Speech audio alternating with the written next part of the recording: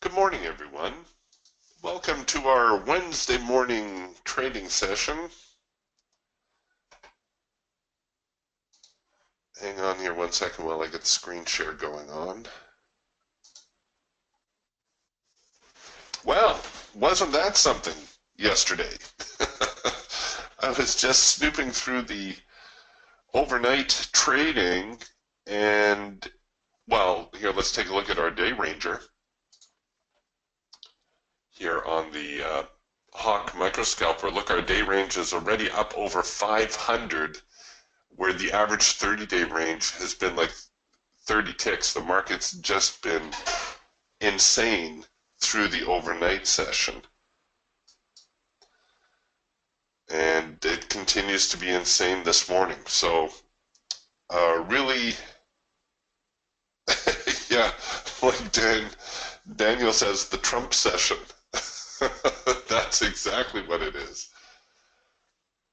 Very quick overview. I realize this is the open house, the demo room. There might be some new faces here this morning. Allow me just to go over very quickly here what we're looking at. This is the diversified trading system, and it's diversified because we analyze the market from 3 different points of view. We have 3 different tools to take advantage of different market environments. So here across the top, we have the Hawk Scalper. Through the middle, we have the Falcon Swing Trader. Across the bottom here is the Eagle Trend Trader.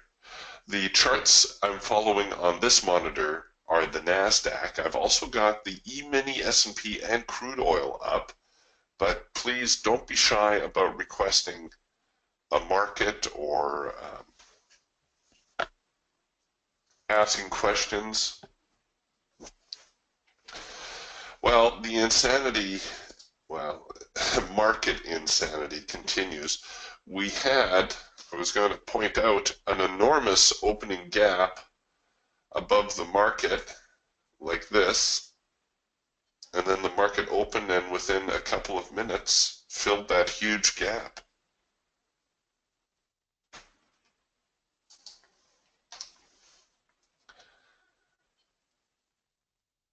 Well, we did get a couple of very tradable signals out of the open.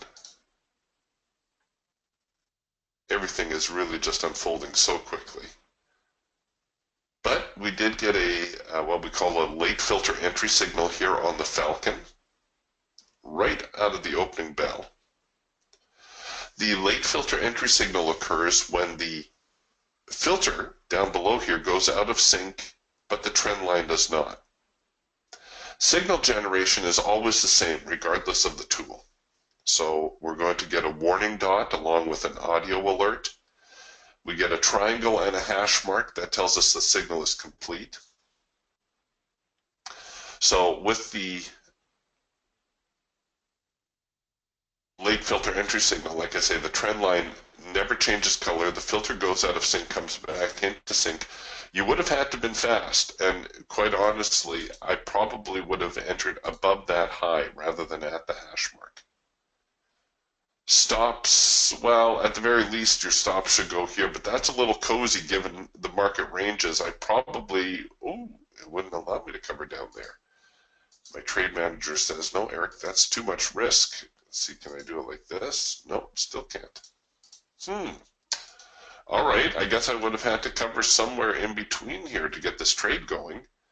And because it's the first trade of the day, I usually try to run it out, and I would have been handsomely rewarded here this morning, as we just saw a crazy, crazy run to the upside.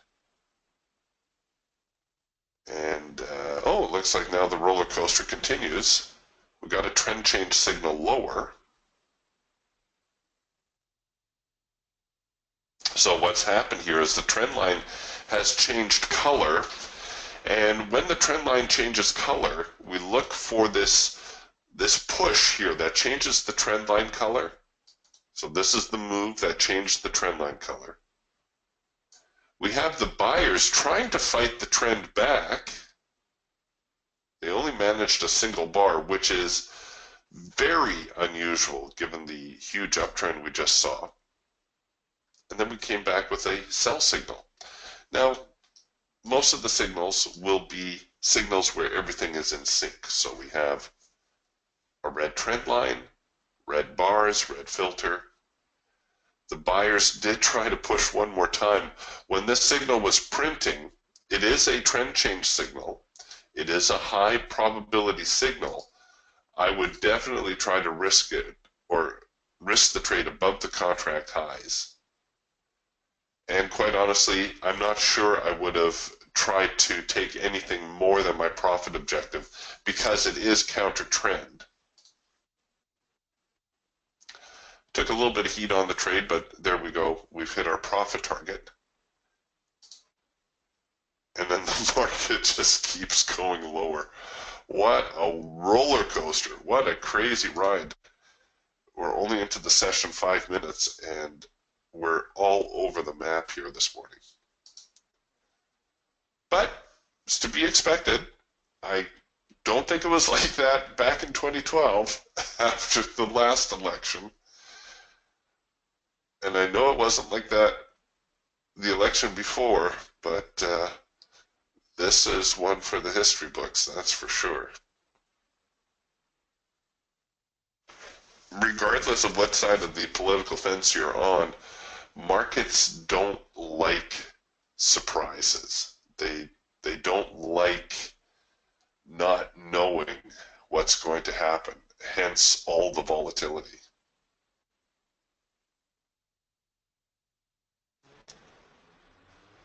And I'm not a political person. I don't lean toward the left or the right.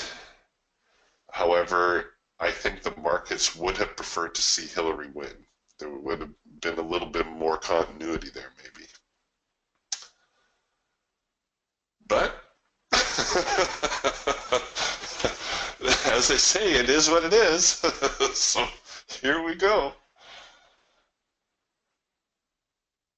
We're going to have to wait a few minutes here for the dust to settle. Oh, actually, you know what?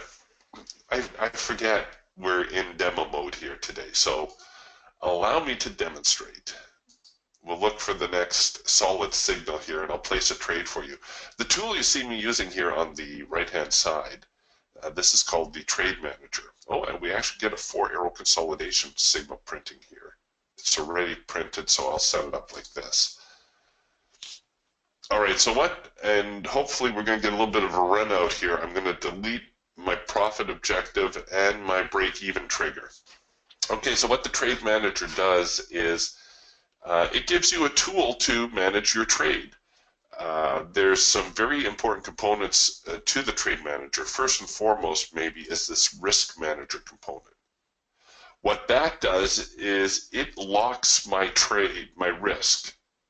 It never allows me to risk more than what I can afford to lose. So regardless of whether I keep my stop ultra tight or very loose, my risk value is always the same because it's based on a percentage of my account. Next to the risk managing component, we also have these stop strategies. Now these are displayed by this blue dot. There's actually 16 different stop strategies available, and all of them are customizable. Currently, by default, I'm using the ATR strategy. Let's say I want to make it a little bit more conservative. You can see how I can adjust it. Now, I haven't enabled it just yet. Once I enable it, the Trade Manager will actually pick up my stops and manage it according to the stop strategy. We'll see if we can get one more swing out of this, and then I'll enable it, and you'll see the Trade Manager automatically roll my stops for me. All right, there we go. That's good enough. Okay, so you see how it grabbed my stops? I'll try to keep it a little bit. No, what the heck? We'll leave it where it is. Okay, well, if we ride out this swing, you'll see the Trade Manager automatically take my stops lower for me. Oh, there you go. You see it's starting to move it according to the stop strategy. And you can make it more or less aggressive, whatever you choose. There's, like I say, 16 different strategies here for you to choose from. So what that does is it enables you to look for other opportunities. a lot of people are at a bit of a loss as how to manage their trade anyhow. And you can see we picked up a nice little runner here so far. Oh yeah. So if I closed it out right now, we'd have a little better than $275, $280. And it looks like we're going to try to run this back to the low of the morning.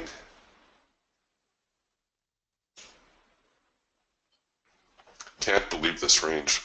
This tool up here on the left that I'm using, this is called the Day Ranger. This is what we refer to as a system add-on. It's a standalone tool. It will work on any chart.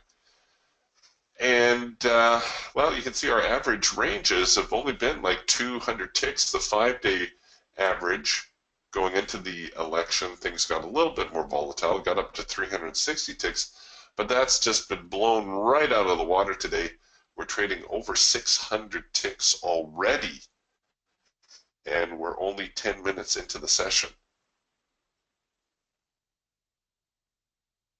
While we're letting that trade percolate,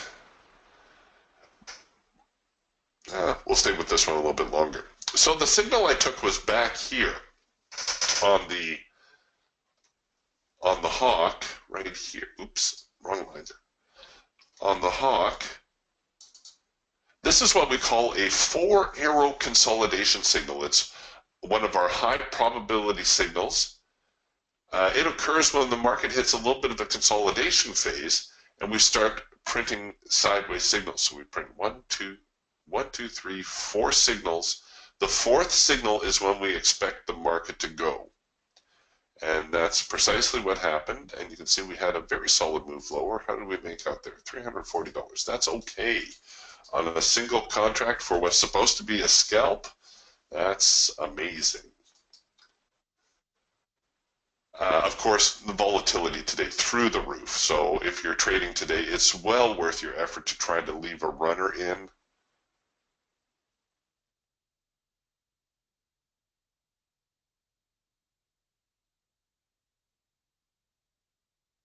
Here on the, I was going to say, have we traded through all the support and resistance zones? That's only happened twice. The lines you see here, this is the ultimate support and resistance suite. This forecasts the support and resistance levels for today. No, they are not floor pivots. No, they are not Fibonacci retracements. These are actually much better. They take price activity into account and a whole host of other variables, which we won't get into here. This is another one of these standalone type indicators, meaning it will work on any chart. You don't need to have DTS to use these. But what's interesting is, given the ranges, how we're still kind of within the mix. Like I say, there's 21 support and resistance lines available here. The blue line, gotta get down here. We got a gold line, that's the median line. That's kind of puts you in the middle of the mix. Then we have primary resistance just above, and the blue line below is primary support. And then we've got secondary resistance being those green lines, and secondary support being these pinky lines. And you can see how the market is currently just sandwiched between a rather broad range. We normally don't see these lines spaced quite this far. Tomorrow's going to be a crazy day too. All right, so there we go. We're just flip-flopping signals all over the place. We got another trend change signal here on the Falcon. It came early, right here when the trend line changed color. There's that move up. There's the sellers trying to fight it back, and here come the buyers. And just another big push higher. My goodness, this could easily be a 4-figure day. Or probably already is a 4-figure day for most traders. Just get in there and take your high probability signals. just start grabbing the market with both hands. Here's a first micro macro cross signal on our Hawk scalper, another very high probability signal, and just look at that follow through. Boy, that's all you'd have to hold out for today.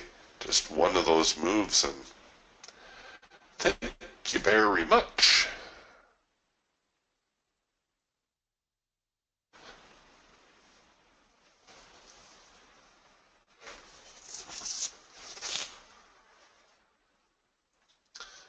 Well, I'm not sure the dust has settled any.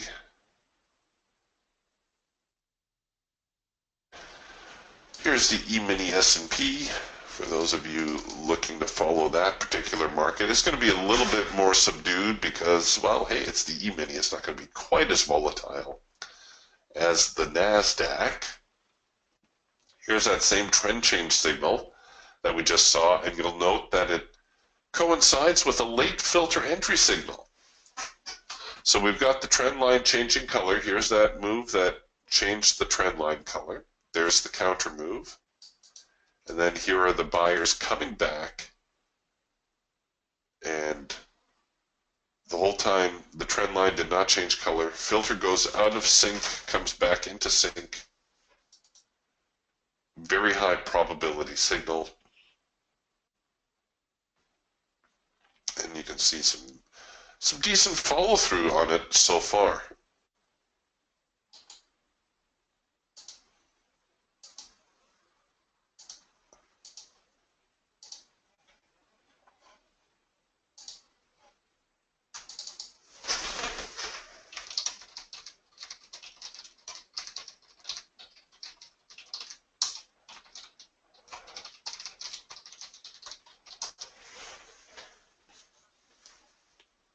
We'll put that away. That's the E-mini.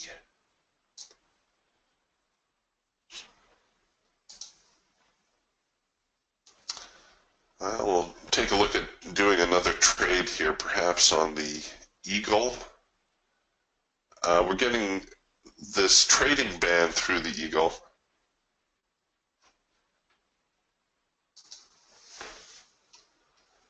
And this trading band gives us our directionality.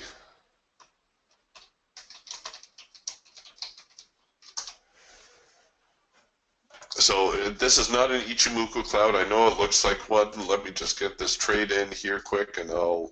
Ooh, you stinkers. Shoot. I should have just punched in with an order. Darn it. I took a little bit too long on that. Well, all right. Won't be the last trade I miss. Here we go. So here's the Eagle Trend Trader. This band gives us our directional bias. No, it's not an Ichimoku cloud. Yes, I know it looks like one. In a lot of ways, it actually acts like one, in that we look for a reaction, in particular at this hard edge. So when the market drifts into the trading band, we look for a reaction off of the hard edge. We actually produced a red bar buy signal here, which is a high probability signal. It did not fill. In fact, the market just turned on its heels and ran the other way. Gave us a trend change signal that also didn't complete because we were against our ATR here. This signal, however, was in sync with the band and the ATR. It's also a trend change signal, and that's why I was anxious to get on board there. However, I was a little bit late getting to it. Too bad for me. All right. Vincent's asking, what is the Russell doing? Well, you know what, Vincent, I don't have the Russell actually in my data assortment. But I do have the mid-cap. So let's load up the mid-cap here. The mid-cap and the Russell 2000 are kissing cousins. They're they're pretty much identical in their movement. Oh, sorry.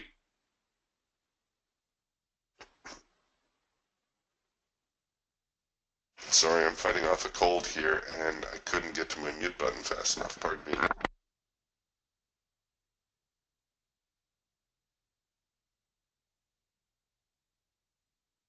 I'm so terribly sorry for coughing in your ear. Um, the mid cap here is the equivalent of the Russell, the mid cap 400, the S&P 400. Moves pretty much identical to the Russell 2000. I don't trade the Russell all that often, so I don't pay for the extra data feed to get it. But here we go. We've got the mid cap, and you can see some very solid signals, exceptional follow through. We've got a first micro macro cross signal here on the hawk. The first micro macro cross, let me explain. Very, very high probability signal, very easy to identify. Simply we have the first signal that comes in sync when our trend lines cross over. So we've got the micro line, we have the macro line, that's the thick one here. They cross over. This is the first signal where everything is in sync. You're probably looking, well, why didn't you take this signal down here? Well, because it's not in sync yet. We still have yellow bars. This signal is in sync, and it has a much greater chance of following through, at least to our high probability profit target. We're actually going to do a macro pullback signal here now on the mid cap. So the macro pullback signal is everything stays in sync except this micro line. The micro line actually goes out of sync. So again, it's pretty easy to identify. I would have liked to have bought it here on the hash mark. Oh shoot, I can't do that. That's the other reason I don't like the Russell or the mid cap. I get a little bit more mileage out of the NASDAQ. The reason I would like to buy it on the hash mark is because it would give me a chance to get to my profit objective before we encounter or re-encounter the highs.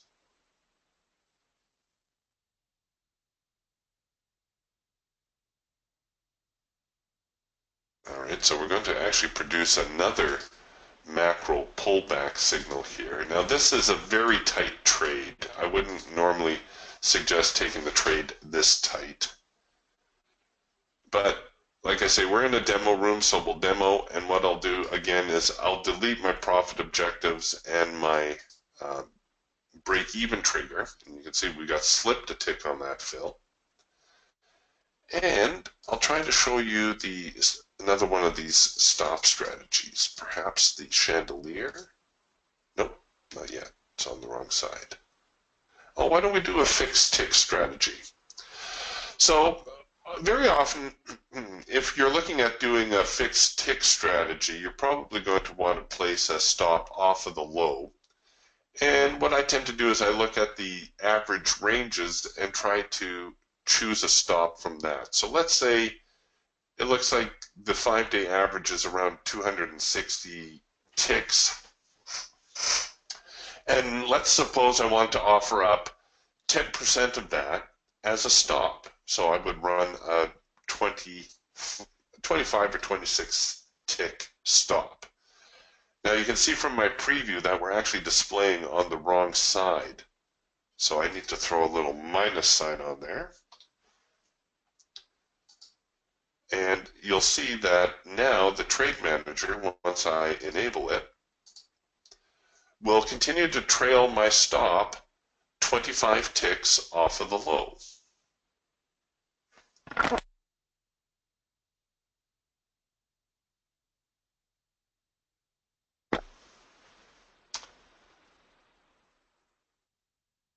So that would give me a 10% stop of today's daily range. Of course, if I wanted to run a 15% stop, I could do that as well. I could enlarge that to, I guess technically it's 37 ticks, but we'll say 35. That would be a 15% stop off of the low, and it's always off the low of the previous bar, not off the current bar, obviously. And you'll notice that even though the stops are heading lower, the trade manager does not move your stops away from the market. Otherwise, you would never get stopped out. You could incur much larger losses than you can afford.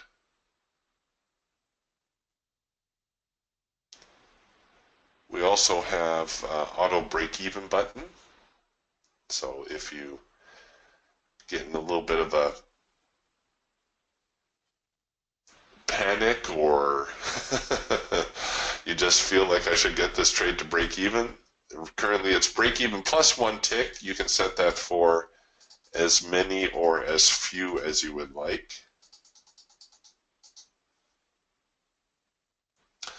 We have hit our high probability target. I did delete the auto break-even trigger and the profit objective, hoping I could show you how this runs out a little bit more, but maybe not.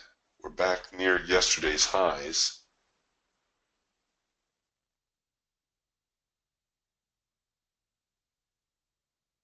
All right, so there's the Russell slash mid-cap on the Hawk. Here's the same instrument on the Falcon, and you can see again a very nice trend change signal shortly out of the open, and just a huge rally up, working a possible late filter entry signal right now. Note the filter already out of sync, the trend line still in sync,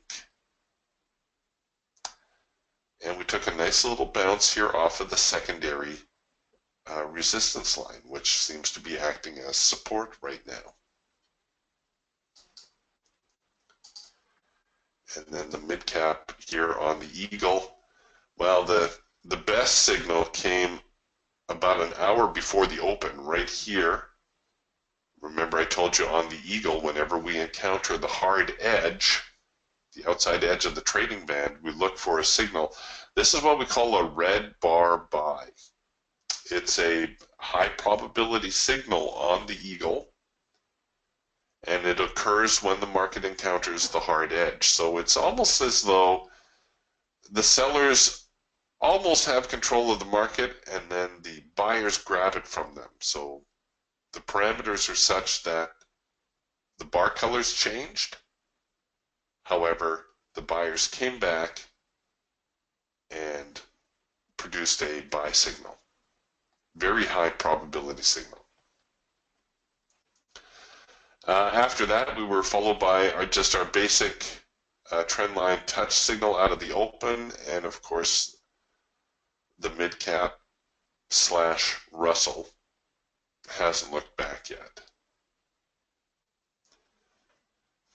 But as I said, we're up against yesterday's highs, so it could be that we're going to see a little bit of a hiccup.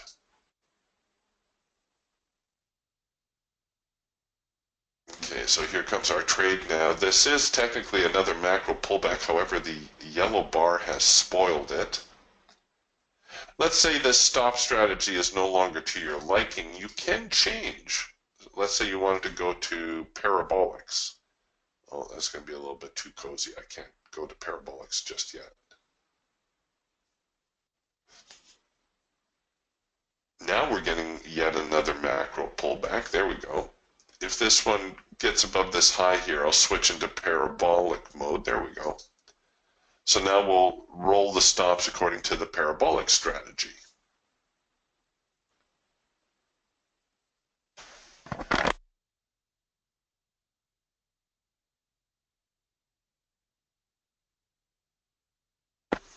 And the trade essentially at break even right now. Come on, get up there.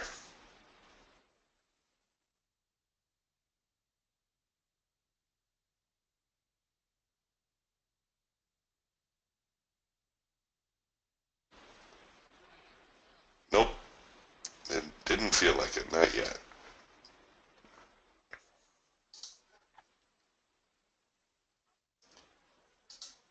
Well, that was quite the rodeo there this morning. So there's the mid cap. I'm just going to go back here to the NQ for the moment.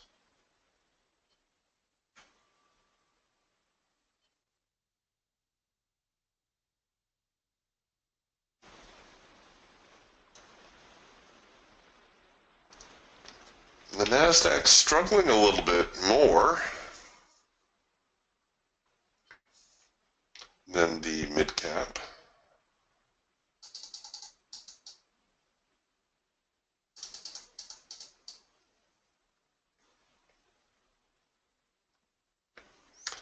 Wow.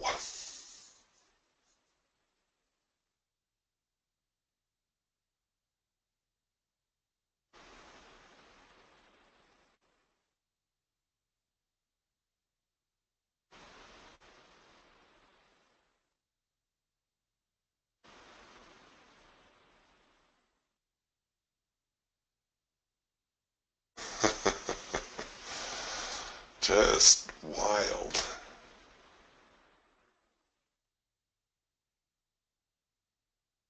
You got to run some really deep stops here today. Let's see if we get a trend change signal. Now on the Eagle, my goodness, we had a rule of three develop here. Three signals against the hard edge. Some nice follow through. Now we're going to try to come back with a trend change signal.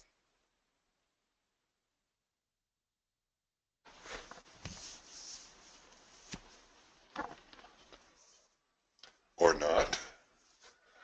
They're not quite ready yet.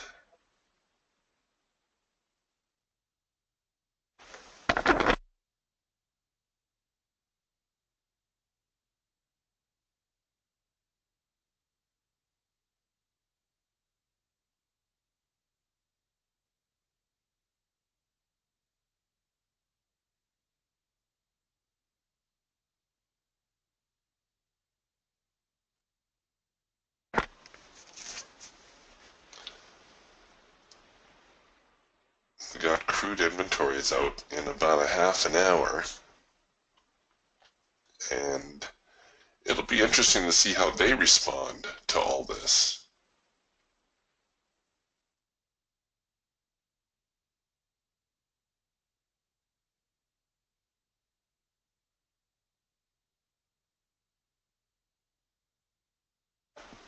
All right, so they're not ready yet. I'm not liking the way we're introducing all these yellow bar clusters already. Those are suggestive of a sideways market.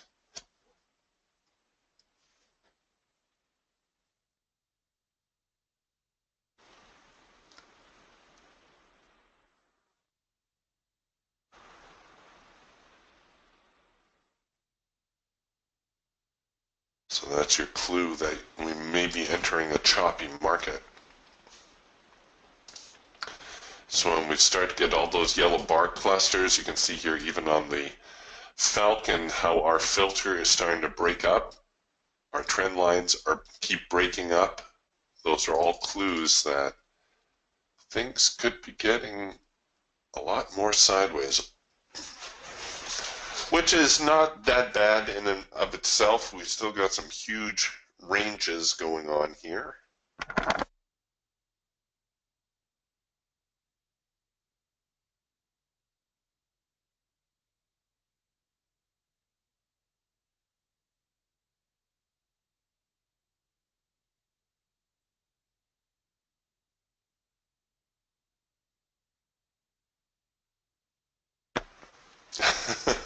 Yeah.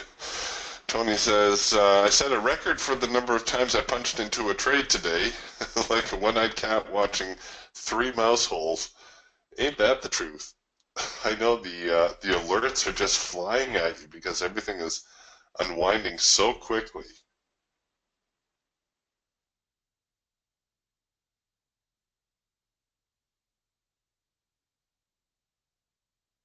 All right, so here come the buyers again, attempting to show up again.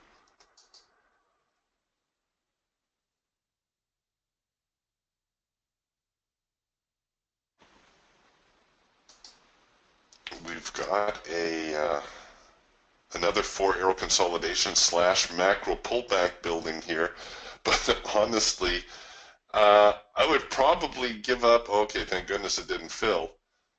Oh my gosh. I was going to say I would much prefer to enter below here because this is almost starting to look like a retest of the lows and a possible failure. Wow.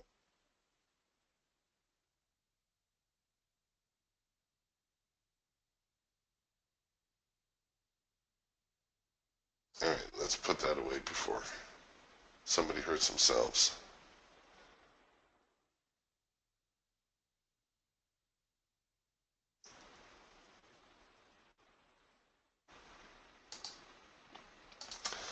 All right, well, it's a bit of a crapshoot trade. Like I said, the market's all over the map here. Oh, darn it. I needed to punch in again. Or I need to be a little bit faster setting up my trade. All right, we'll go for the second push entry on this one. So with the second push entry, all we're doing is we allow the signal to engage, and then we allow the market to retreat against the signal. In other words, we're looking for renewed momentum to bring us into the trade.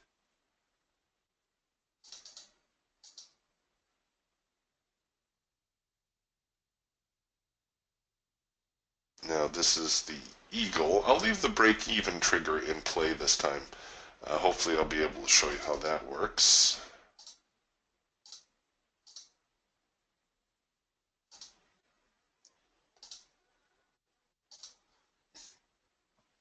All right, so I've set the swing high-low strategy. So we're currently set above this last swing high.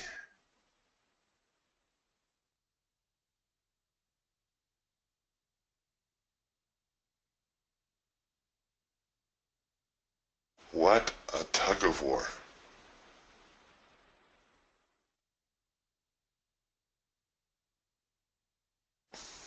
Now the swing high-low strategy is a nice one often to start a trade with because it is a little bit more conservative. It is going to give you a little bit of staying power. And remember, our stops, our risk amount is determined by this value here, not by where we place our stop. Therefore, you can set reasonable stops without risking more money than you can afford. Things are going to get a little bit sticky down here. We saw the market rally from here before.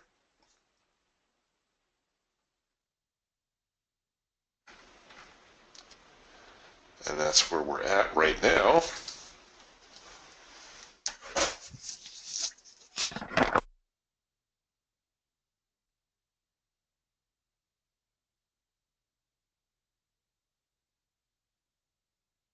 All right, so watch the auto break even. Ooh. Okay, I'm going to delete the profit objective. We just about tagged the profit target there as well as the market slipped through. But notice the auto break even trigger was hit. The trade manager snaps your trade down to break even +1. So a nice feature to have, especially when the market gets a little bit more volatile like it is today. Had I taken the entry on the hash mark as I intended, we would have already hit our high probability target.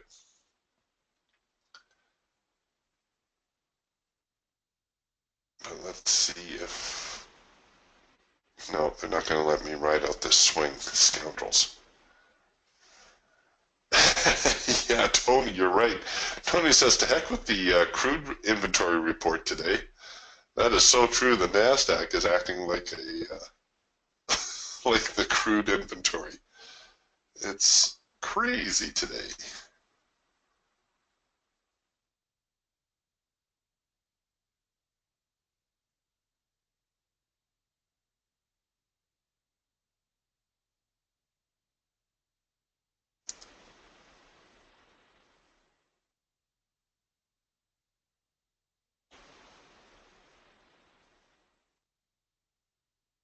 Come on. There we go. Ooh, did you see that? Flash to the short side as the sellers were trying to load up and the buyers flinched and knocked them back here at this 47.60 line. While we're waiting for that, I'll show you this tool here in the top left corner. This is another one of these system add-ons or standalone type indicators. This is called the Trade Forecaster. The Trade Forecaster attempts to tell you what the current market condition is and what the next one is most likely to be. So right now we are in trend mode, and in about 22 minutes time we will be in swing mode. So I think it pretty much nailed trend mode today. We've seen some enormous moves, higher and lower. I'm not sure if we can still call any of this a trend, because even though we've seen massive swings, we're not really trending. We're not really progressing higher or lower.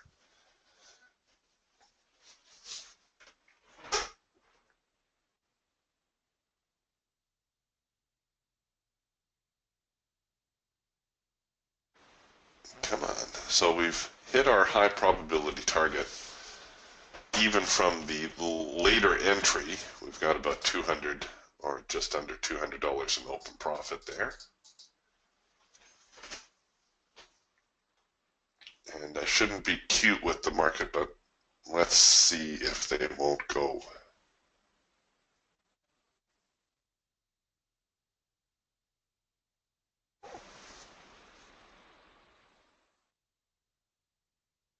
It's entirely possible we're going to see a retracement back to the hard edge on the Eagle band here before we print the next signal.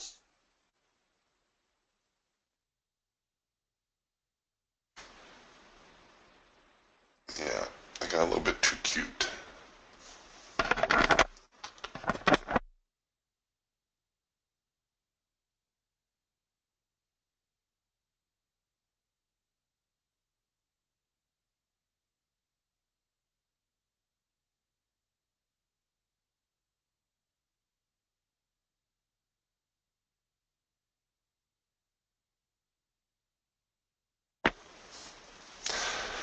Now you can always manually just close out a trade. You can even add profit targets after the fact if you wanted.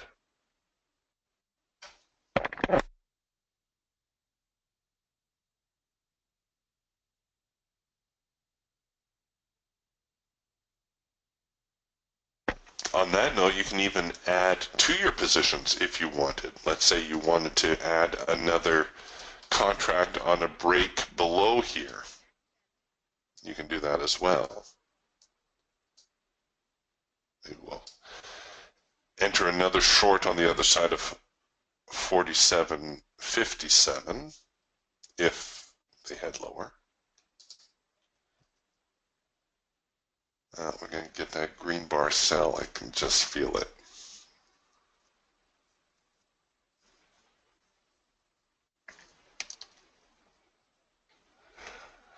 If they did come down here and fill this other sell position, however, the trade manager would automatically adjust your trade for you and include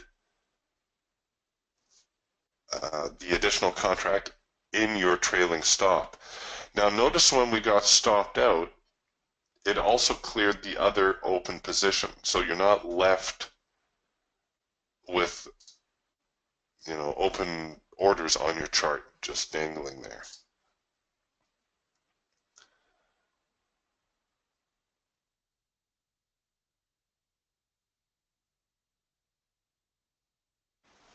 Now here come the buyers now. Oh, come back here. Here's our first micro macro cross. Well, actually it was right here. That one didn't trip. This is our first micro macro cross that signaled and filled.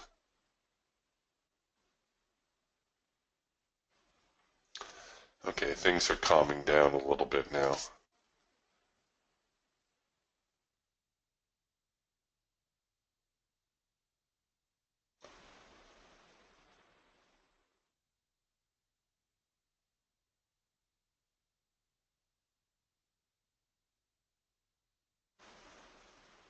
Hmm. Tony says, my day ranger values are way different than yours. I'm already up at 972 for the day. I don't know why that would be. I'm not sure there's anything to adjust with the day ranger.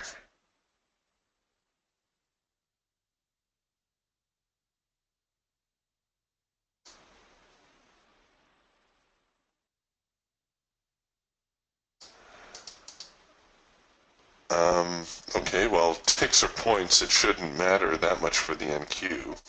They're both the same. I'm not sure, Tony. The only other thing it could be is my data series is set at default 24.5, or pardon me, should be 24.5. And I've got 40 days of data.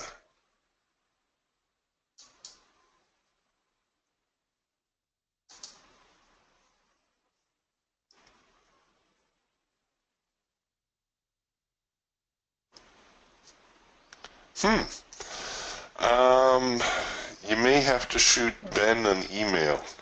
I'm not sure. And it's not necessarily to say yours is incorrect. It very well could be mine.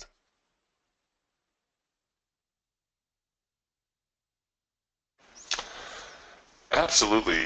Good question here from Paul. Paul asked, could you explain the trade manager and the type of stops that you can enter or enable as trailing stop loss? Thanks. Okay. This tool here on the right-hand side, the trade manager, is perhaps the single most important tool you can own as a trader. And I'm not just saying that. Let me show you why. So you've heard me mention already that the key benefit is that you're always capping your risk at a certain percentage of your trading capital. So what that means is here we have a first micro macro cross signal lower. So if I choose to enter on the hash mark, most people are afraid that they're going to lose a lot of money. So what they do is they throw their stops in ultra tight. Well, you can do that. The trade manager will automatically risk 2% of your capital. So this is a $20,000 account. 2% is $400. Notice that trade manager will also correctly capitalize you on the profit side. So it's maximizing your ability to make money here by going in with 8 contracts. So if you know you're always going to risk 2% of your capital, or $400 in this instance, why would you keep your stops ultra tight? Well, you probably wouldn't. See, if I place my stops up here, oh, look at that. The risk is still $400. But which trade has the greater probability of success? Now we're talking probability of success, not risk-reward ratios, nothing like that. The trade with the tight stop or the trade with the looser stop? Well, intuitively it should make sense that the trade with the bigger stop gives you more staying power. You can, if the market went against you a tick or two here, you would get stopped out, and then if the market goes down, hits your profit objective, well, sorry, you're not along for the ride. You've already incurred your loss. I can hear some of you saying already, yeah, well, I would never place my stop way up there, and I would never risk that many contracts. I would only take a single contract and I would go in like this and I would only be out $50. Haha. Okay, well, that's all well and good as also, but what if the trade is profitable? You've only made $50. Me, on the other hand, even by risking the trade up to here, I've made $100. Right? And I even have the ability to perhaps split up my trade, take half on target and leave the other half in as a runner. With the trade manager, you can preset as many as 3 profit targets and a runner. So now I'll set up the same trade, and you can see my risk is still capped at 2% of my capital. I'm able to take 2 contracts. I can take profit on one and then leave the other one in to run out, which would be very helpful, especially on a day like today. I cannot overemphasize how important it is to control your risk. You always hear people say, you know, cut your losses short, let your profits run. Yeah, okay, great. How do you do that? Everybody thinks it's a day like today where, you know, if the market moves against you a few ticks, you bail and you catch these enormous moves higher and lower. That doesn't happen all that often. Maybe once or twice a quarter you'll get these days with these exceptionally ranging markets. The rest of the time, it's your bread and butter trades, the ones where you go in, you take a high probability signal, you cover your trade, you get in and out with your profit, and then you look for the next signal. Regarding the stops, like I said, there's 16 different stop strategies to choose from. This is the ATR stop. We also have percentage stops, a whole slew of moving average stops. The swing high-low stop, which is a little bit more conservative. You know, goes above or below the last swing point. The bar high-low stop, which is ultra or can be ultra aggressive. This is one of the most aggressive stop strategies we have. So if you're in a fast-moving market and you've got a lot of open profit, you may choose to go to the bar high-low. Parabolics, of course, also very aggressive stop strategy. Great to use when the market is advancing quickly. Then there's super trend, chandelier. Both those are derivatives of ATR stops. And last but not least, the fixed tick strategy. So X number of ticks above or below the market or the close. I'm not entirely sure why the programmer included the open. Why would you want to trail your stop off the open, but there it is anyhow.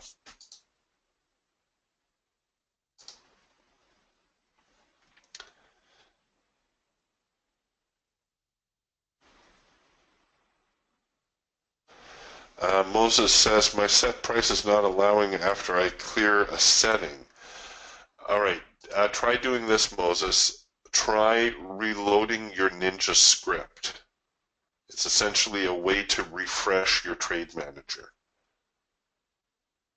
Now make sure you don't have any open positions when you do that, because it's going to reboot your trade manager, and that should clear things up for you.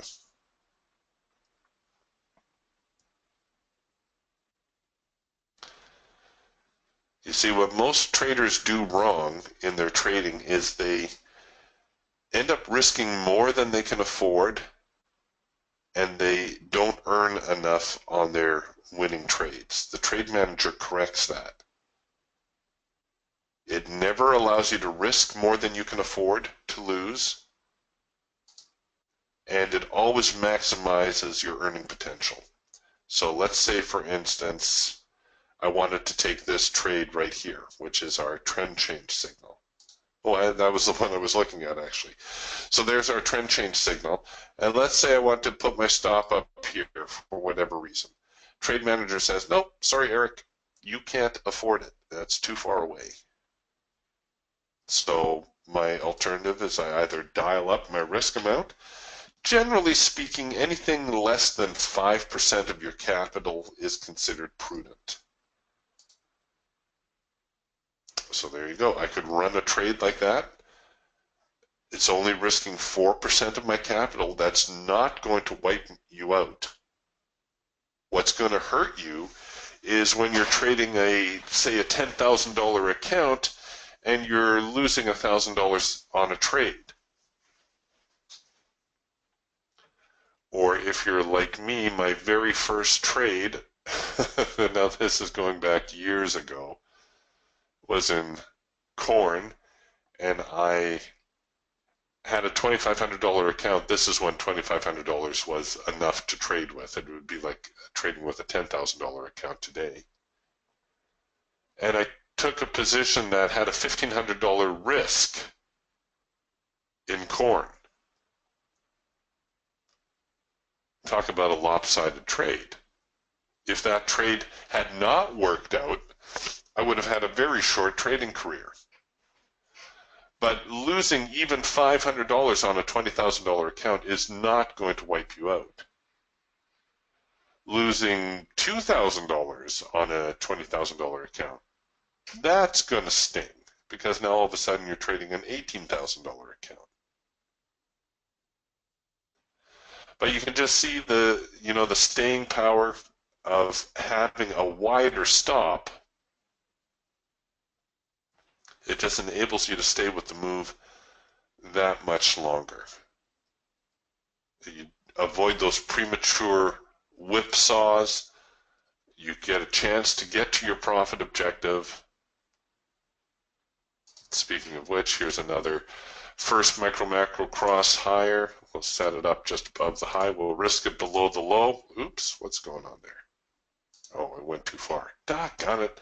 I got to start punching into these orders. Here, the Falcon. We're going to punch into a Falcon trade here in a second. No, not yet. I got a chance to set this one up. There we go. There we go. Okay, we're ready and waiting. So we've got the warning dots. I know where the bar is going to finish because my handy-dandy little logic counter tells me the high of the bar will be right here. I know the hash mark will print one tick beyond that. So the high is 47.62. My hash mark 47.62 3/4. I'm already sitting there waiting for it. And again, I'm going to disable the break even and the profit target. And I'm going to try to show you how some of these stop strategies work. So let's start with the bar high low. Now you can preview all these before you enable them.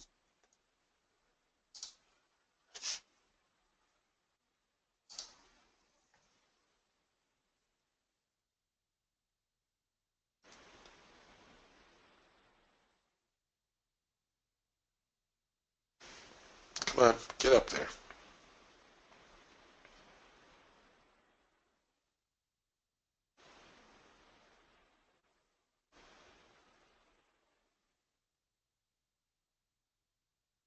Or not. Okay, this might be even a better example. Um, what would most traders do in a trade like this? Well, they're going to run their stop right there, below the signal bar. This is the signal bar. They're going to put their stop right here. Now, DTS is very good at finding immediate market momentum, so it may end up that they're not even going to look back here. Now note the trade manager already rolled my stop below this swing according to the stop strategy. I may have to disable it and hold it back a little bit longer. We'll see.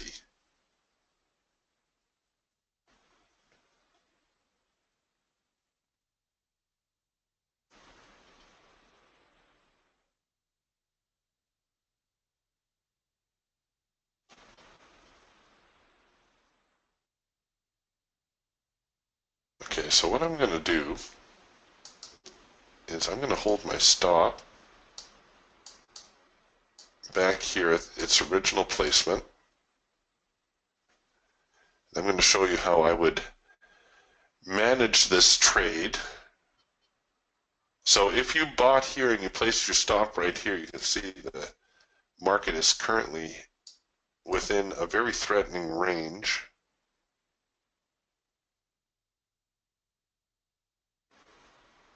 All right, you would have just been stopped out for a loss.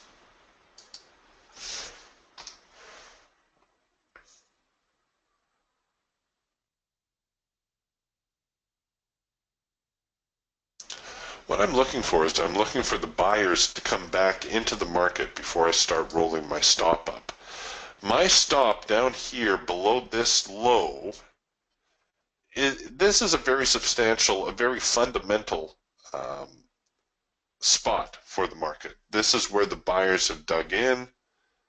I have every reason to believe that they should do so again. And since I'm a buyer, this would be a good place to exit if the buyers don't come back and buy the market. But even if they don't, even if the market falls off, just makes a beeline here toward my stop and stops me out, I still haven't lost more than I can afford. And there's an odd sort of comfort in that. It doesn't make you squirm in your seat quite as much as when you know you're on the hook for, $700 on the trade and you know you can't afford it. That's when you start running into trouble.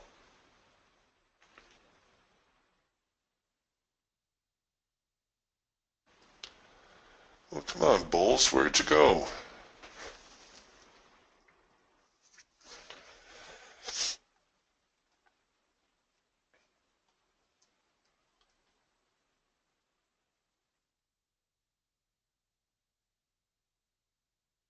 Well, there's one bullish bar.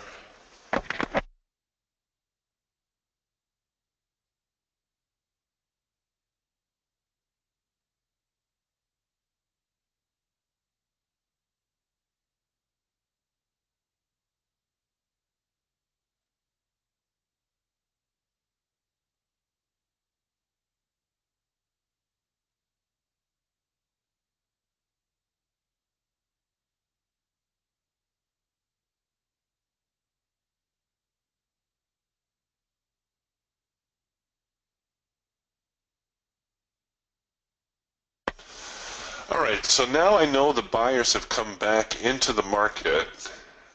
I can start to adjust my stops, right? At the very least, I should put my stop below here. I could even choose to be a little bit more aggressive with my stops. Maybe go with something like an ATR strategy.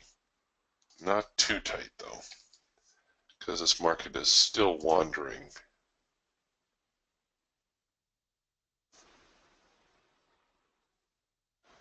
Still very conflicted.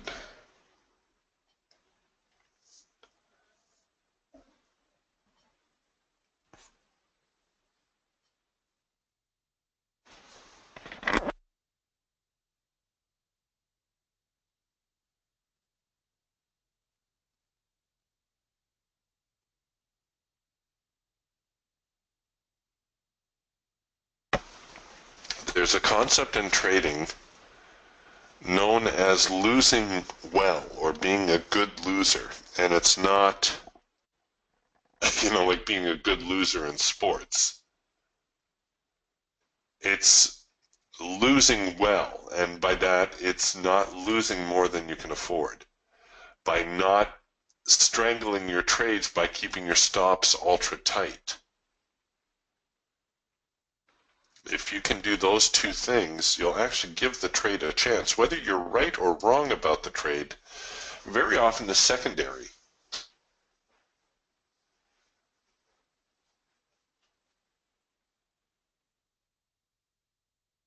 If you can lose well, chances are you'll be able to hang around long enough to actually make some money.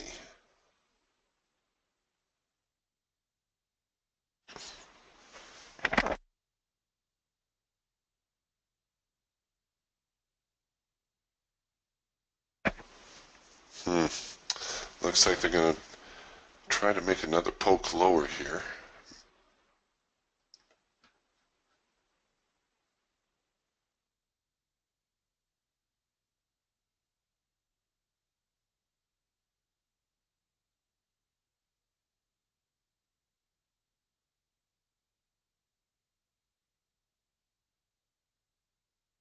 Come on, hang on.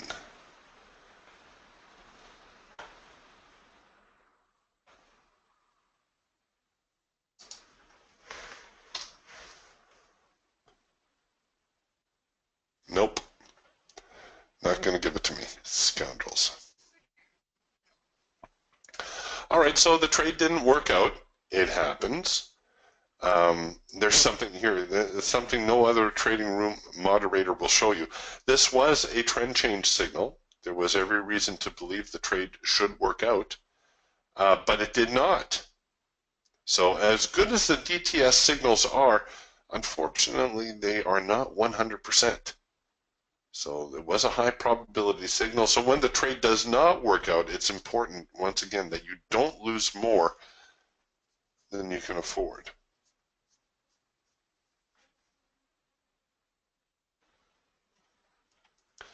A very, very important concept, and like I said, one that I cannot overemphasize.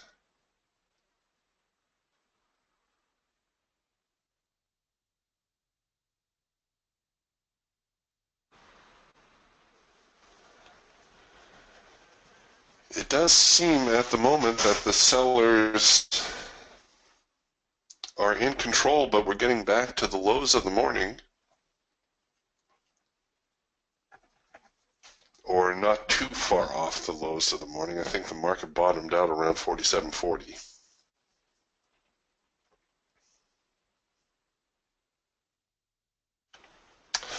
Paul asks about the preview button and which situations can that be used.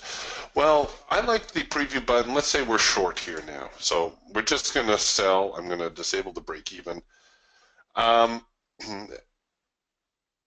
let's say I start with a swing high-low strategy. So my stop is way up here. All right. And let's say the trade, oops, son of a gun. They rolled that in a little bit too quick. All right, let's try that again. So I'll disable that. We'll sell. Open that up. Okay. And let's go with something a little bit, oh, I know. So let's say I want to enable the chandelier strategy, but I don't know where the stop is going to be. So I can preview the chandelier strategy, and I can say, oh, the stop's right there. That might be a little cozy. Maybe a percentage strategy, and I'll increase the range a little bit. Let's preview that. Oh, all right, that looks acceptable to me. So I will accept that, and now I will enable it. And there's my stop. Now, let's say the market starts to move in my favor. Okay, market, move in my favor. There we go. Got a little green bar sell action going on here. So the market starts to move in my favor, and I want to become more aggressive with my stop. So I'll say, well, let's see what super trend is like. And here's the preview of the super trend, these orange hash marks. And you can see, well, super trend's not going to work. It's on the wrong side of the market. What about parabolics? Well, parabolics are currently on the wrong side as well, but oh, there we go. They just flipped over. So let's say I wanted to use parabolics now. Well, now all I need to do is click accept, and it moves into parabolic mode. All right, so that's how your preview button works. I usually, myself personally, I tend to start with a more conservative strategy, something that doesn't roll the stops quite as quickly. And then when I get into a lot more open profit, I'll move perhaps to parabolics or the bar high low, or something that's going to capture more of that profit in the event of a reversal. So we'll stay with this one a little bit, see if we can't run this one out.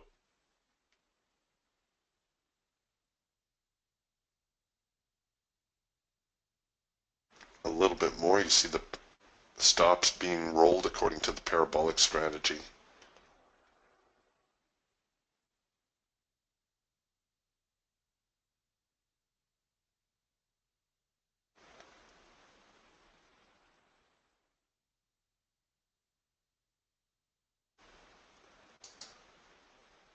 And you can, yeah, you can turn your previews on and off, of course.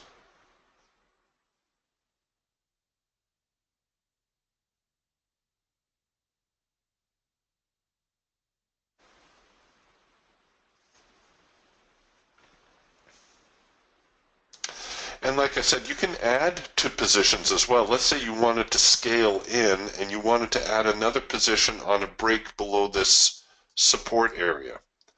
So you could go to sell another contract right there, and I'm going to pull my stop back and see if I can't show you how that works. Actually, let's really pull it back. Let's give this a chance. And what you'll see is if the market continues lower here and fills this additional short order, the trade manager will self-adjust. No, they're gonna, if they trade up through this high, we're going to get a rally.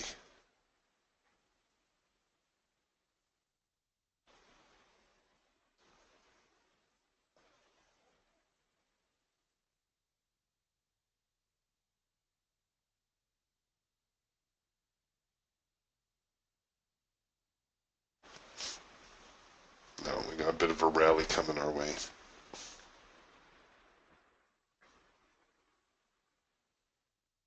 Oh, sellers are showing up after all.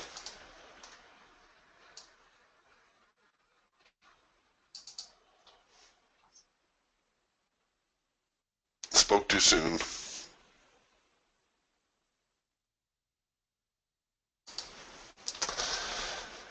Well, unless the sellers get squashed here, you're going to have to take my word for it that the trade manager will adjust. Oh, I know what I can do. I can put it right there.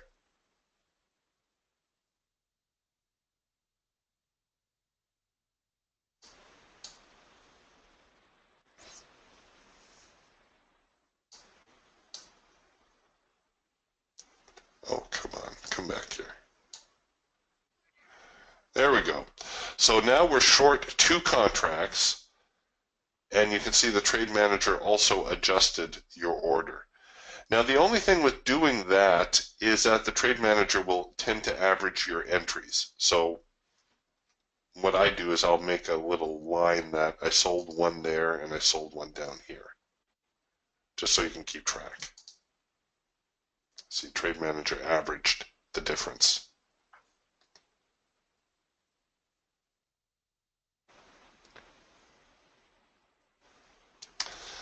But yeah, it's a, like I say, I can't overemphasize how important this tool is. This tool enables you to trade exactly like the big firms on Wall Street in regards to how you manage your trades, how you manage your risk. Most traders are only obsessed, and obsessed is the word, with their entry signal. I get frustrated at the trading forums because you go to the trading forums and you see everybody, what are the best settings for RSI? What are the best settings for stochastics? How do I tweak my Bollinger Bands? It's like, folks, there's more to trading than just finding a good signal.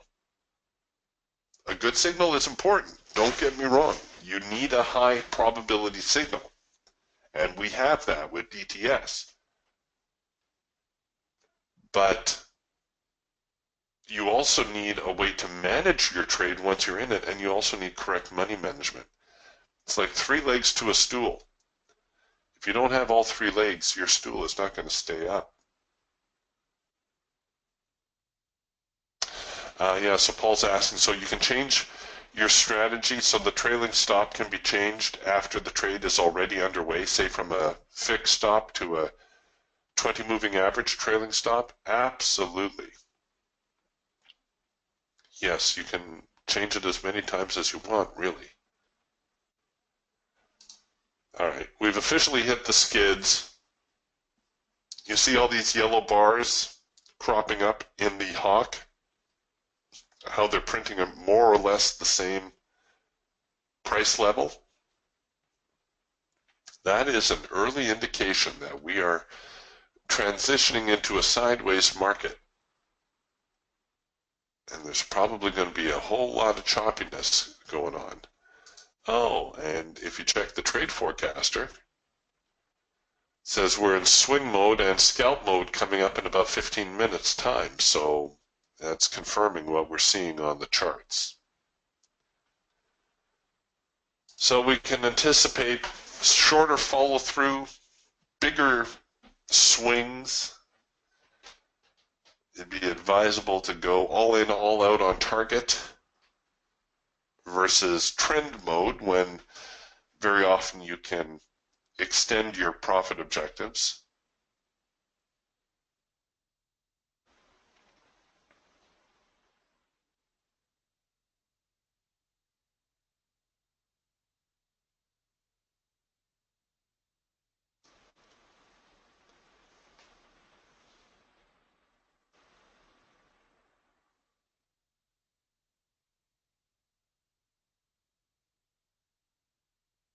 And we're starting to get a lot less follow through on our signals as well. So here on the hawk, just as a for instance, here's a first micro macro cross. Now you should keep your stops, at least a general rule of thumb is keep them 2 swings back. So at the very least your stops are below here. But you know, for a high probability signal like that not to find its profit objective, and here's a first micro macro cross lower, this one did not trigger, but still it's a signal, and we're not seeing any follow through. Again, that's just screaming to us sideways market.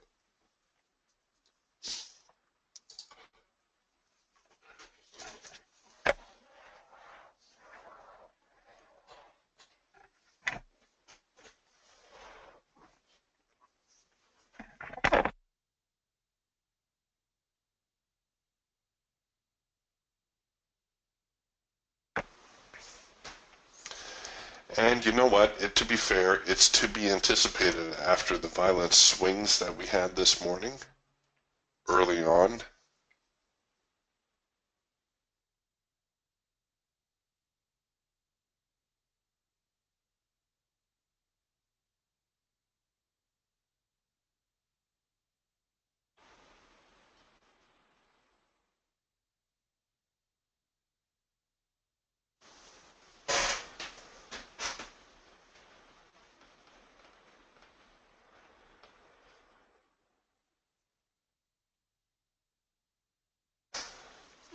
Well, they are starting to flatten out quite a bit.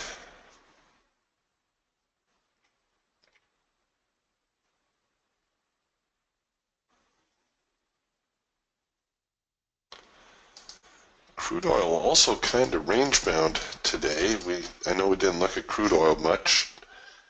But yeah, not very much out of crude oil, just stuck in this great big sideways trading range.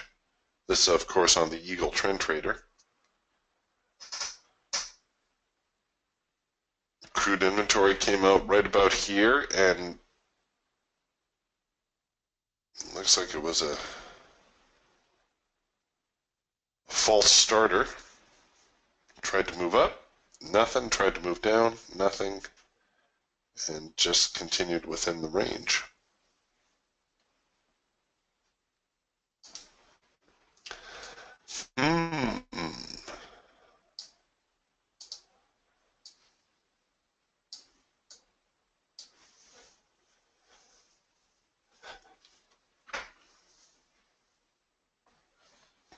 All right, ladies and gents, if you have any other questions, please type away.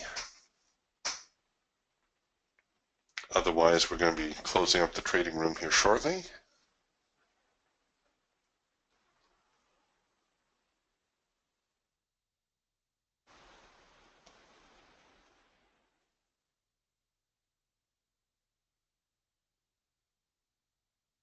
All right, so it looks like they're going to try to break out outside of this trading range. Got a little bit of a run up.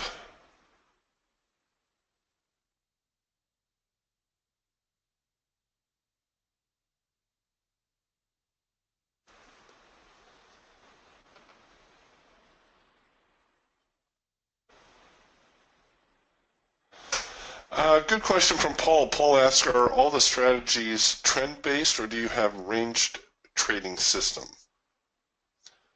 Well, if you're referring to the signal generation itself, they are based on custom algorithms to try to capture each market environment. In spite of what you see on the screen here, there's actually about a half a dozen algorithms working behind the background before you even get a warning dot to print. Those conditions have to be met. Some of them are price-based, some of them are volatility-based.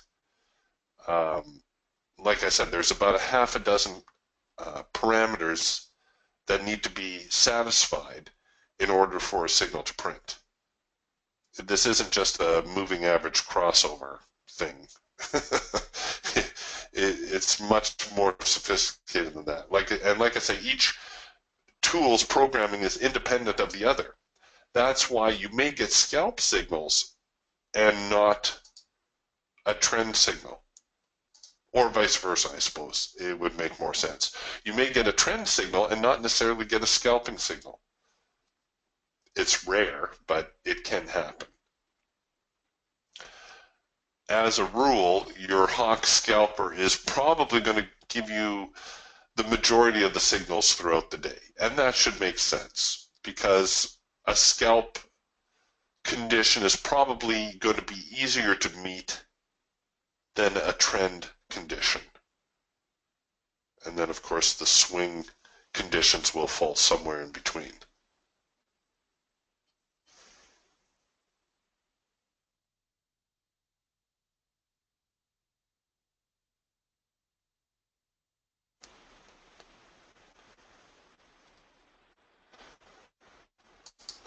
Paul's asking, so there is an auto entry when the signal comes, say your hawk signal. Well, what we do, Paul, is we look at what we consider the high probability setups. And let me pull this up for you so you can see what I'm talking about. So for the hawk scalper, for instance, these are the high probability signals that we're going to focus on. So we have the first micro-macro crossover signal. Essentially the first signal where everything is in sync after the market is out of sync. And it normally happens when the micro line crosses the macro line. Now notice it's not right when the lines cross over, because I can show you instances where the lines cross over and there's no follow through. Like up here, there's a little bit of a crossover. There's no follow through, but no signal printed. This, however, is the first signal that prints after the lines cross and everything is in sync. Then we have the macro pullback signal.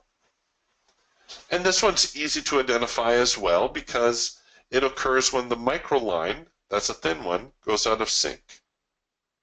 Very important. We have a 4-arrow consolidation. And again, it's fairly easy to identify. The market's going to start drifting sideways and you're printing signals. We expect the market to rally off of the 4th signal. Then we have the post-consolidation pattern. In this instance, you'll see it also happens to be a macro pullback signal because the micro line is out of sync. And then last but not least, we have the red bar buy, or in a downtrend, a green bar sell. Now this is a signal that you can take with trend or counter trend. So you can take it with trend and expect the market to hit its high probability target, or you can look to short the failure of it. And you can see in this particular instance, it actually worked out pretty well. Or you can simply use it as an early warning that the trend is starting to unwind, in which case it should be followed by a first micro macro cross signal to sell. So it's not so much that it's an auto entry system, but when we get the high probability signals, so there's the first micro macro cross, you would go in, again, don't strangle your trades. Here's a good example why. Because the market moves against you, stops you out, and then goes on without you. So leave yourself a reasonable stop, maybe down here to this crest in the macro line. Market comes down a little bit, produces a macro pullback signal, so if you didn't take the first micro macro cross, you certainly had a chance to get on board with the macro pullback signal, and no problem hitting the high probability profit objective. And now, if you were already flat, well, now you're kind of waiting for the next signal to develop. And it will. We'll get one in here somewhere. It's very rare the market will move that far without giving you another signal. Here's a trend change signal / late filter entry on the Falcon. Very, very high probability signal. And you can see also no problem getting to your profit objective there. And then also here on the Eagle, we had that trend change signal develop right here. So there's a trend change, try to cover it a little bit deeper, and no problem hitting your profit objective. So even between those, just this signal, you know, if you were correctly capitalized, shoot, there was 400 on this one, 200 on the Falcon, and what, another 100 on the Hawk, just on one signal. There's $700 trade right there.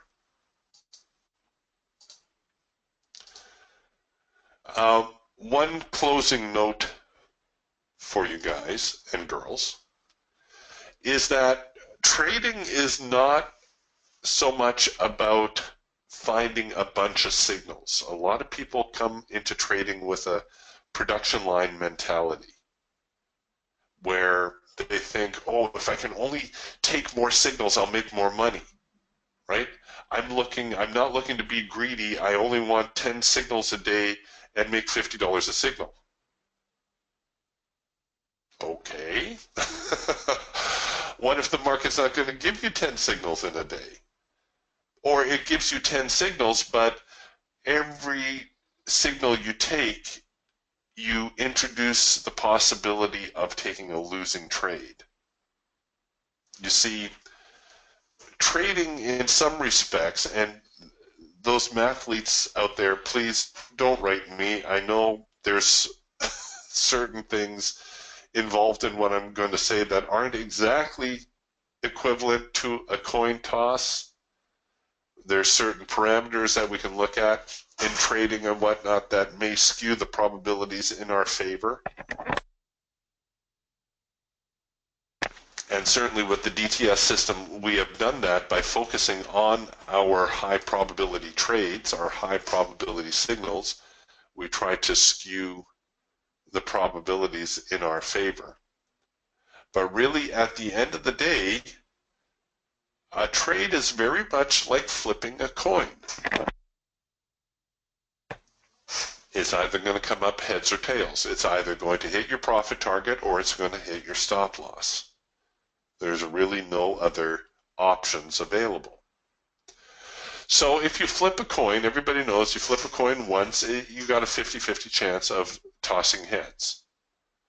What if you try to do that twice in a row? What if you try to flip heads twice in a row? Well, your odds have been cut in half. So now instead of 50%, you only have a 25% chance of tossing heads twice in a row. What if you want to do it 3 times? Well, your odds are halved again. So now you're down to 12.5%. 4 times, 6.25%. 5 heads in a row, 3.25%.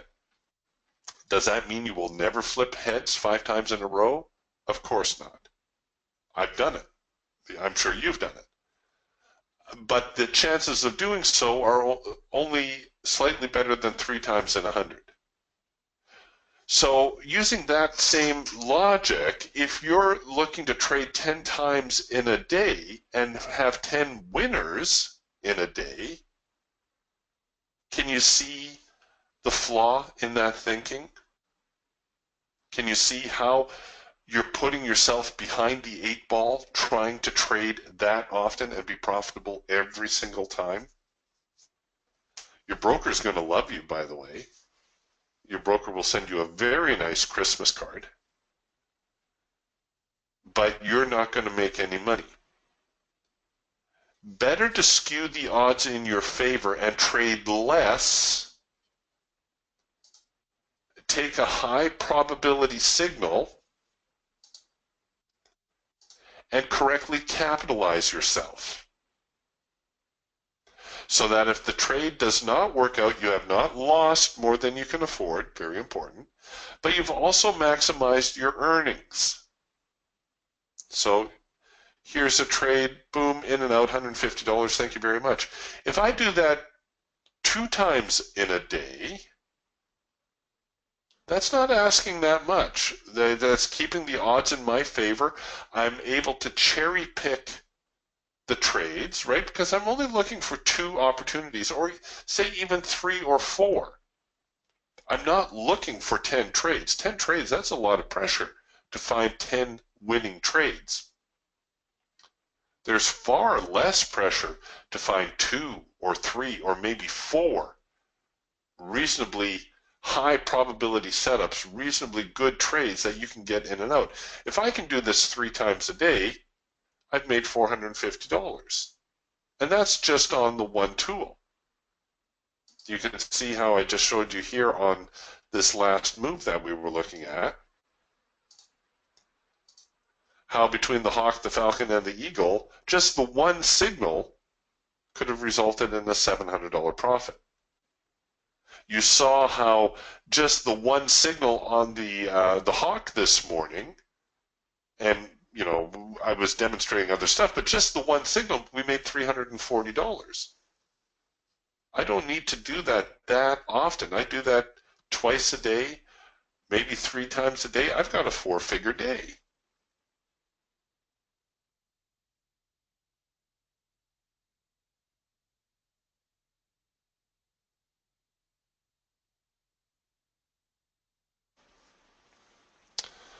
Okay, Paul and Ray, I got your questions here, and I'm going to get to them. All right, Paul, I know it seems counterintuitive, doesn't it? Paul, somebody was going to ask about risk-reward ratios, and I know it doesn't make sense to set up a trade like this to risk $400 and make $150. You know the problem with risk-reward ratios? Nobody knows the reward. Nobody. If anybody tells you they know where the market's going to go next, turn around, walk away, because they are lying to you. We all have our best guess, but here's the flaw with the risk-reward logic. All right. All right, well here, we're not generating a signal, but let's say we're going to generate a buy signal. This isn't a buy signal, but we're going to use it as an example. Should we take that signal? Well, the traditional way of doing it is you say, all right, well, I'm going to be really conservative. I'm going to put my stop down here. Oh, wait a minute. I'm going to put my stop down here. Sorry. Oh, I jammed it up. Here, we'll use the other tool.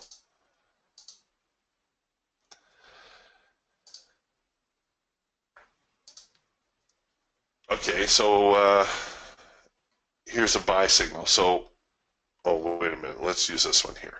Sorry.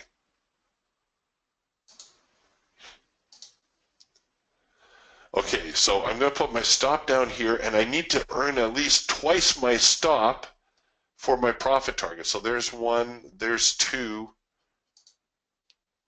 Yeah, that's pretty close. Okay, so there's my 2-to-1 reward to risk ratio, and then you look at this trade and you say, oh, I can't do that trade because look, there's resistance right here. The market's going to stop right there. Oh, really? How do you know? How do you know the market's going to stop right there? You don't. So what ends up happening is you stand aside on the trade and the market moves higher without you. Okay?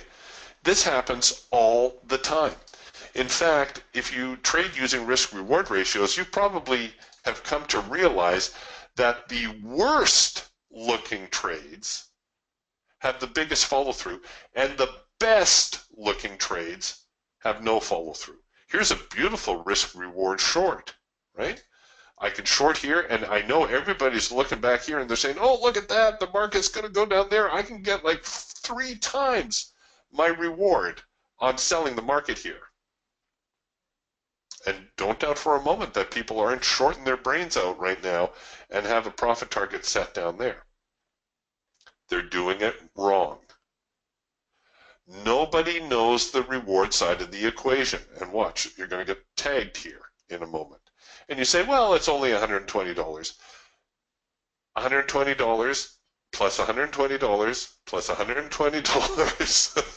Before you know it, you've lost $400 on a day instead of making $400 in a day. See, there you go. You just got tagged and watched the market reverse and, go hunting for stops on the downside. Instead of losing $120 4 times a day, how about you make $120 4 times a day? Well, how do you do that? Well, you do that by concentrating on your high probability signals. All right, so we have a high probability signal right here. It does not look very favorable, does it? We've got resistance right nearby. We know we've just come out of a downtrend. But I'm going to trade the probability of the signal. I know it's a high probability signal. And I'm going to give the trade a reasonable amount of room on the stop, and I'm going to go with a high probability profit objective. Okay, it's lopsided to be sure, but you know what? This isn't a loss until it gets hit. Don't think of it as a stop loss. Think of it as a safety net. Think of it as this is what's going to keep me from destroying my account. The probability that this trade will work out is very good. I've given the market an ample amount of room to move against me. I haven't jammed my stop right down here. How often have you seen the market bring you in on a trade and then reverse, tag your stop by a tick or 2 or 3, and then reverse and go on to your profit target? If you're like me, more times than you care to count. So don't strangle your trades. Give it a reasonable amount of room. Trade manager is going to protect you by not allowing you to risk more than you can afford. And up you go. Boom. Thank you very much. You put $100 in your account. You do that 2 or 3 times a day. It won't take you very long even to build a small account into a position where you can start trading multiple contracts. So now instead of only trading a single contract by doing that, you could be trading 2 contracts and make $200, 3 contracts and make $300. That's how you make money trading. You don't make money trading by trading more often. And you don't make money trading by following some fictitious risk-reward ratio. You want to know how the pros do it? I'll show you how the pros do it. The pros start like this, and they'll start with an ample stop. Pros do risk-reward in hindsight. They don't do it before the fact. So once this trade is underway, the pro looks at this and says, this is all the risk I had to have for this trade. So the pro says, okay, there's my risk amount. I'm going to go 2 times that for my profit objective. So there's 1, there's 2. The pro will now set a profit target. If they're assuming they're running multiple contracts, they're going to set a profit target somewhere up here. Watch what happens. The market comes up, hits the profit target. Oh, look at that. There's a reversal. Imagine that. How did they know the market was going to reverse there? It's because everybody who entered here recognized that this was the actual risk amount, not this. That wasn't the actual risk amount. This was the actual risk. And then they went there twice for their profit target. That's how the pros do it. That's how you do a 2-to-1 risk reward. You don't do it, beforehand, because you don't know where the market's going to go beforehand. And please don't anybody ever think that I'm talking down to anybody. I'm not. These are difficult concepts, and what's frustrating for me is they're concepts that nobody is talking about. And it leaves all these people trying to trade, and they're beating their heads against the wall, and they're wondering why they're not making any money. Well, you're not making any money because you're doing it all wrong.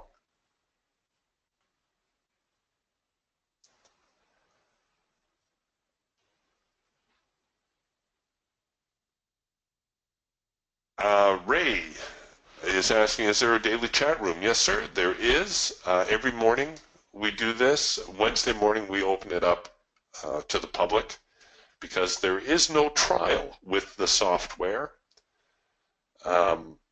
So I'm here to show you how it works and that it does work, and hopefully to answer your questions as well. Is the Raptor program still available? Yes, it is, Ray, but you'll have to talk to Adam about that. Is there a combined package? Yes, and that's something that you should talk to Adam about as well. Ray says, I'm still a little confused on what program to use. Is there extensive training videos on how to properly read the charts? Yes, there are. And again, we do the trading room daily. I'm there to help you learn how to use your tools effectively.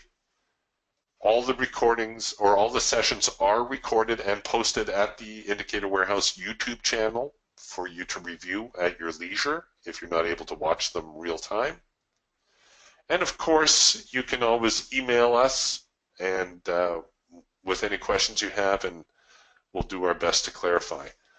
But in all honesty, the system is relatively straightforward. I know it looks like a bit of a jumbled mess when you're first looking at it, but it's just because you're not knowing what to look for.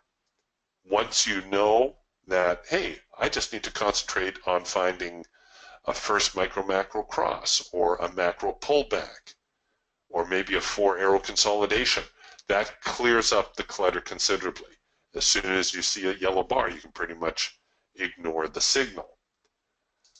Same thing here on the Falcon. You're going to be looking for things like a late filter entry signal. Right? Late filter, there's your signal, the market follows through.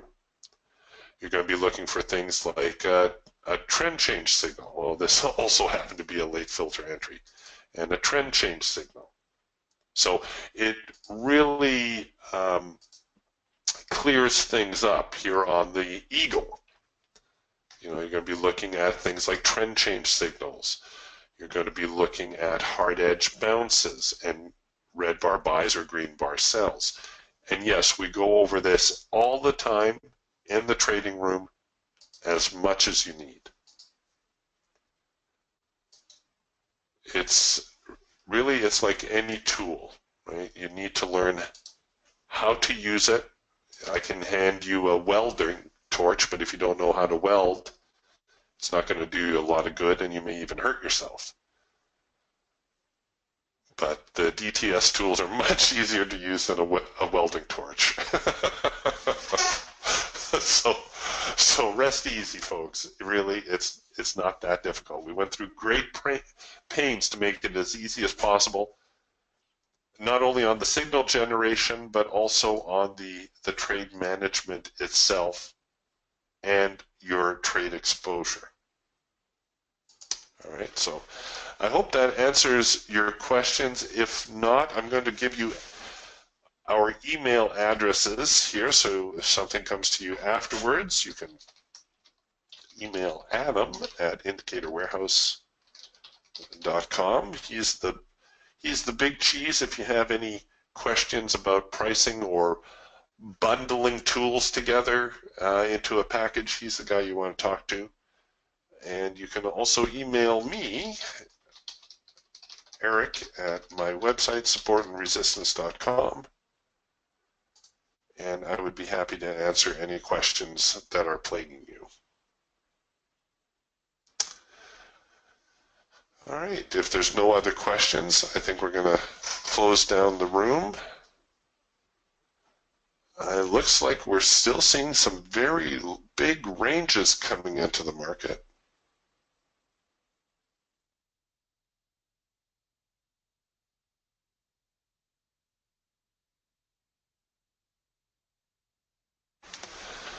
So it looks like the buyers in control at the moment, making a push up. So if you're going to be trading this afternoon, I would look for the market to rally back near this morning's highs, which were somewhere around 4,800, 4,805, I think. And then the sellers will probably step up again, try to knock them down a little. But the stock indices holding strong, which is nice to see. All right, DTS owners, I will see you in the trading room again tomorrow morning, and we will have another open house session next Wednesday. I hope that you'll be able to join us. We'll talk to you then. Bye for now.